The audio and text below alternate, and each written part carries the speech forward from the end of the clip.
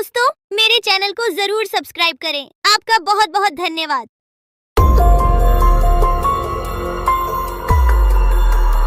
बहुत साल पहले की बात है। लक्ष्मीपुर के जंगल में एक पुरानी झील थी। वहां दिन में तो कोई घटना नहीं होती, पर थोड़ा सा भी अंधेरा छाते ही वह झील एक खूनी झील बन जाती। उस दौरान जो भी जानवर उस झील पर पानी पीने आ जाता, वह जिंदा वापस नहीं आता। कहाँ जाता, आज तक किसी को उसका पता नहीं चला था। यही वजह थी कि जंगल के सारे जानवरों ने, यहाँ तक कि जंगल की राजा शेर ने भी उस झील को खूनी झील घोषित कर दिया था। अब पूरे जंगल में कोई भी शाम को उस झील की तरफ जाने की हिम्मत नहीं करता था।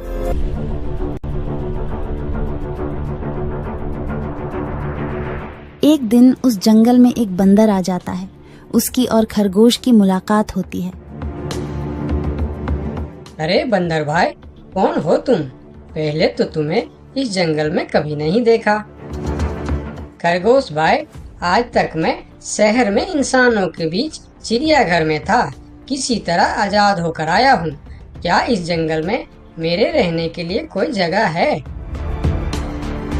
हाँ बंदर भाई, ये हम जैसे जानवरों का घर है, इंसानों का चिड़ियाघर नहीं।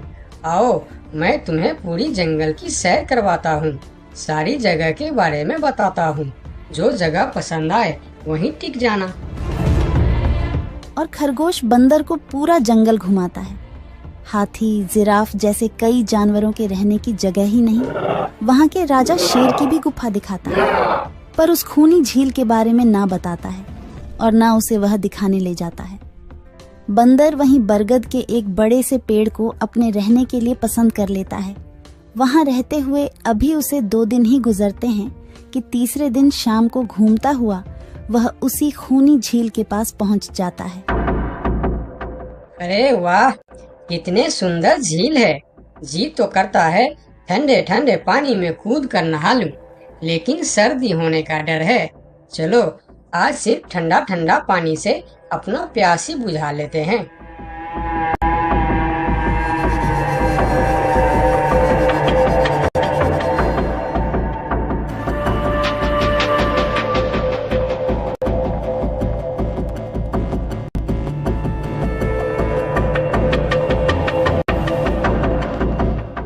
अरे बंदर भाई, तुम इतने डरे हुए क्यों हो? कहाँ से आ रहे हो? झील में पानी पीने गया था और जिंदा वापस आ गए। क्या मतलब? तुम्हें पता नहीं? वह इस जंगल की खूनी झील है। शाम होने पर कोई भी वहां जाता है तो जिंदा वापस नहीं आता। उसकी लाश का भी पता नहीं चलता कि वह कहाँ गायब हो जाती है।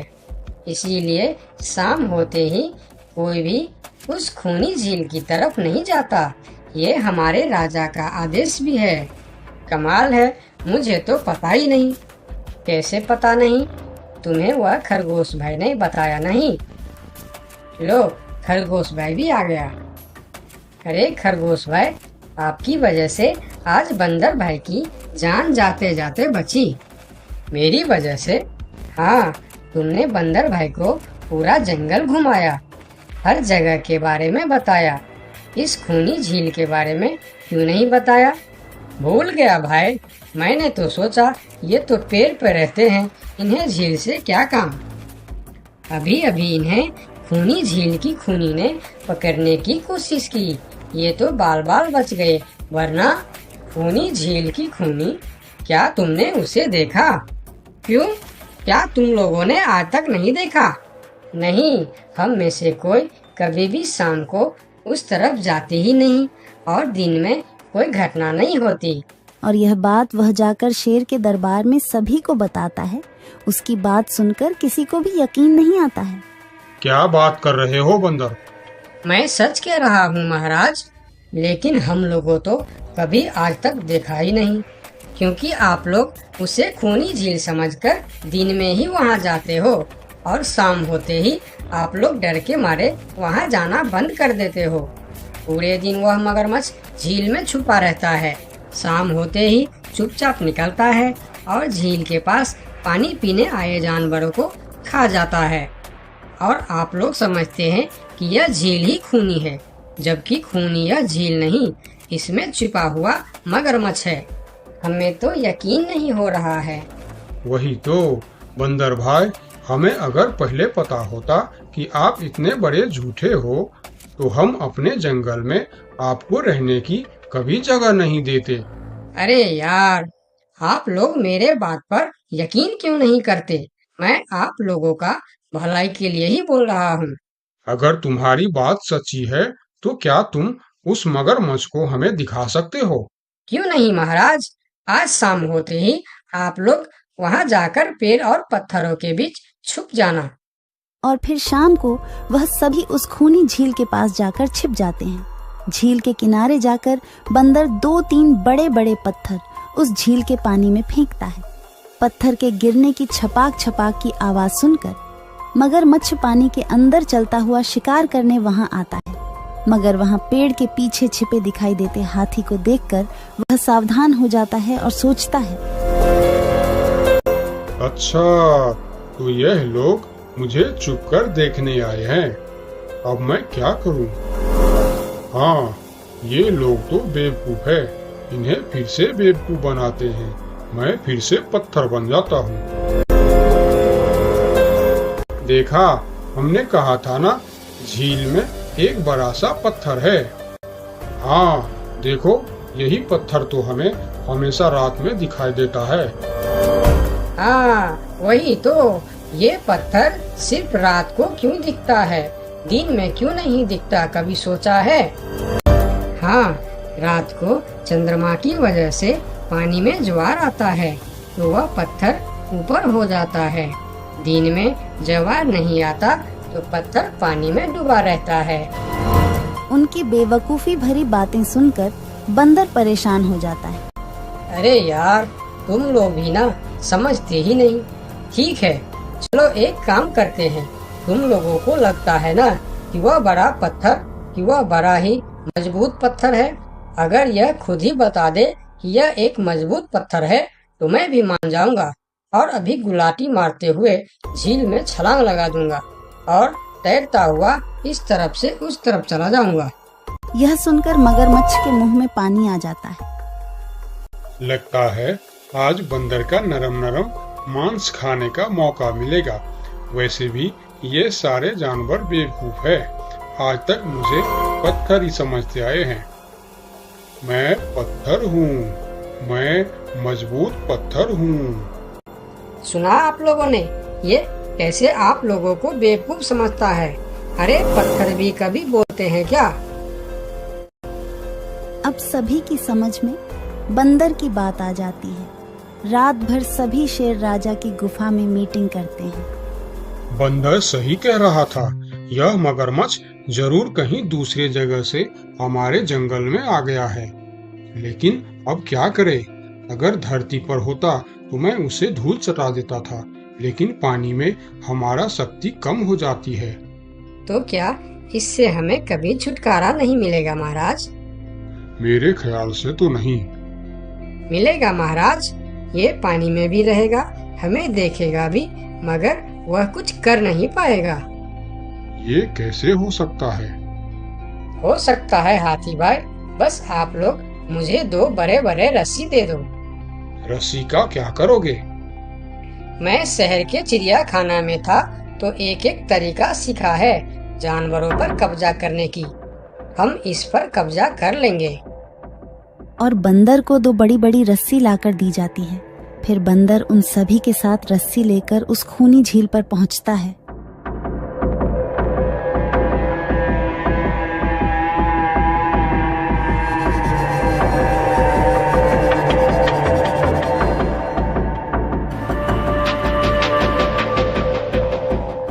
कल तक तो यह बंदर मुझे देखकर भागता था और आज पानी पीने आया है। लगता है ये भी दूसरे जानवरों की तरह मुझे पत्थर समझने लगा है। अभी इसे अपना निवाला बनाता हूँ।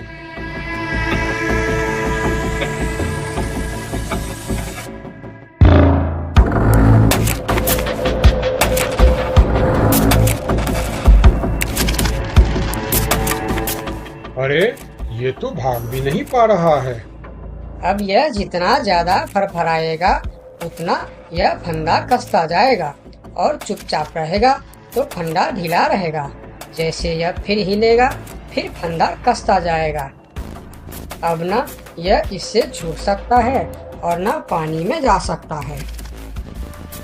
अरे वाह, फिर तो यह हमारा कुछ भी नहीं बिगाड़ सकता। अब हम सारे जानवर इस झील में कभी भी पानी पी सकते हैं, कभी भी नहा सकते हैं। अब यह हमारा कुछ भी नहीं बिगाड़ पाएगा। अरे वाह बंदर भाई, मान गए। आपने तो हमारी समस्या ही खत्म कर दी, वरना रात भर हमें प्यास ही रहना पड़ता था कि हमें झील में पानी पीने गया और झील ने हमें खा लिया। तो आज हमें एक बात समझ में आई है कि किसी भी अफवाह के चक्कर में हमें अपनी जगह छोड़कर नहीं जाना चाहिए, बल्कि उस अफवाह का समाधान क्या है वह खोजना चाहिए, क्योंकि कोई भी जगह खूनी नहीं होती, उस जगह पर रहने वाला खूनी होता है।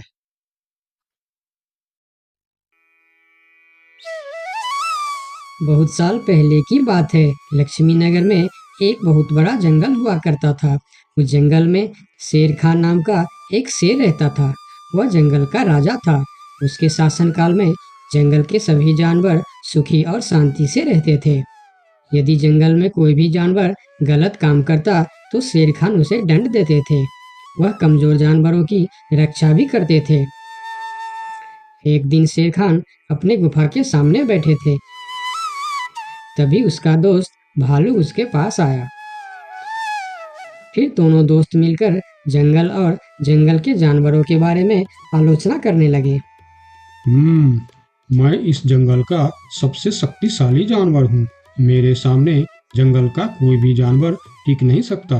क्या कहते हो भालू भाई? ये तो तुमने बिल्कुल ठीक कहा, लेकिन हाथी के सामने तुम बिल्कुल चूहे जैसे दिखते हो। क्या ठीक कहा ना मैंने शेर खान? भालू की बात सुनकर शेर खान बहुत क्रोधित हो गए। भालू, तुम्हारी हिम्मत कैसे हुई मेरे बारे में इस तरह की बातें करने की? तुम्हें पता है तुम किसके सामने बात कर रहे हो? मैं इस जंगल का राजा हूँ।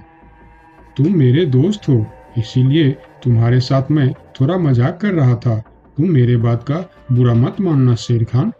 शेर खान नहीं, महाराज कहो महाराज। मैं इस जंगल का राजा हूँ, इसीलिए बाकी जानवरों की तरह तुम भी मुझे आज से महाराज कह के ही बुलाओगे। लेकिन शेर खान, हम दोनों दोस्त हैं, फिर भी तुम ऐसे क्यों बातें कर रहे हो? दोस्त है नहीं, दोस्त थे। आज से हमारी दोस्ती खत्म। आज के बाद मैं तुमसे कभी बात नहीं करूँगा। दोस्त कहकर मेरे सामने कभी मत आना। चले जाओ यहाँ से। अपने दोस्त का इस व्यवहार से भालू बहुत दुखी हुआ और वह वहां से चला गया। उसी जंगल में गोलू नाम का एक बंदर भी रहता था। वह दूसरों की चीज चुराकर भाग जाता था। एक दिन गोलू की चोरी करते समय शेर खान के एक सिपाही के द्वारा पकड़ा जाता है और उसे शेर खान के सामने विचार के लिए लाया जाता है। गोलू को देखकर शेर खान कहते हैं, गोलू, तुम्हारी चोरी की किस्से जंगल के दूर दूर तक मशहूर है। तुम जानवरों के घर में ही नहीं, बल्कि मेरे दरबार में भी बहुत चीज चोरी की है। इसीलिए मैं तुम्हें पहाड़ से गिराकर मारने की सजा घोषित करता हूँ। आज से ठीक 2 महीना बाद तुम्हें पहाड़ से गिराकर मार दिया जाएगा। अपनी मौत की सजा सुनकर गोलू बहुत रोने लगा और बोला, महाराज, मैं अब कभी चोरी नहीं करूँगा। मुझे माफ कर दीजिए महाराज। मेरे घर में छोटे छोटे बच्चे हैं, मुझे छोड़ दीजिए महाराज। लेकिन शेर खान ने उसकी फरियाद नहीं सुना। तब एक सैनिक उसे ले जाकर जेल में बंद कर देता है। उधर गोलू का दोस्त भोलू को जब इस बात का पता चलता है, तब वह गोलू से मिलने के लिए कैद खाने में पहुंच जाता है और उससे कहता है, देखा गोलू, तुम पकड़े गए ना। मैं तुम्हें कितनी बार कहा था कि चोरी करना छोड़ दो। अब क्या होगा बताओ, कैसे निकलोगे यहाँ से? ये सब छोड़ो भोलू भाई, जो होना था वो हो गया। मुझे तो बस अपने परिवार की चिंता हो रही है। काश मैं मरने से पहले उनके लिए कुछ कर पाता। मेरे छोटे छोटे बच्चे हैं, बीवी है, अब उन सब का क्या होगा? मेरे बिना वह भी जीवित नहीं रह सकते। गोलू की बातें सुनकर भोलू सोच में पड़ गया। फिर वह शेर खान के पास गया और बोला, महाराज, मैं गोलू का दोस्त भोलू हूँ। मैं आपसे कुछ कहने आया हूँ। तो तुम गोलू का दोस्त भोलू हो। ठीक है, बताओ क्या कहना चाहते हो तुम। महाराज, मैं चाहता हूँ कि आप गोलू को कुछ दिन के लिए उसके परिवार के पास जाने दें, ताकि वह मरने से पहले अपने परिवार के लिए कुछ इंतजाम कर सके। मरने वाले का आखिरी इच्छा पूरा कीजिए महाराज। आप एक बार उसके परिवार के बारे में भी सोचिए। गोलू ने जो किया उसमें उसकी परिवार की क्या गलती है? अगर आप उसे कुछ दिन के लिए अपने परिवार के पास रहने दोगे तो शायद उसका परिवार बच जाएगा। मैं इस बारे में तुम्हारी कोई मदद नहीं कर सकता। अगर अपने परिवार से मिलने के बहाने गोलू भाग गया तो मैं किसको सजा दूंगा? शेर खान की बात सुनकर भोलू थोड़ा सोच में पड़ गया। फिर बोला, तो ठीक है महाराज, आप गोलू को छोड़ दीजिए। जब तक गोलू वापस नहीं आ जाता मैं उसकी जगह कैद खाने में रहूंगा। और अगर वह कभी वापस नहीं आया तो क्या तुम उसके हिस्से की मौत की सजा भी लोगे? थोड़ा सोचकर बताओ। हाँ महाराज, मैं इसके लिए भी तैयार हूँ। भोलू की बात मानकर शेर खान ने गोलू को कैद से निकालकर भोलू को कैद खाने में डलवा दिया। तब बाहर निकलकर गोलू ने भोलू को बोला, दोस्त तुम चिंता मत करना, मैं समय से पहले ही वापस आ जाऊंगा। ऐसा कहकर गोलू वहां से चला गया और भोलू गोलू की जगह कैद खाने में रहने लगा। इस तरह बहुत दिन बीत गया, लेकिन गोलू वापस नहीं आया। तब एक दिन शेर खान भोलू के पास आया। देखा बंदर, मैंने कहा था ना गोलू वापस नहीं आएगा। अगर कल सुबह तक गोलू वापस नहीं आया तो शर्त के अनुसार कल शाम के समय तुम्हें पहाड़ से गिरा दिया जाएगा।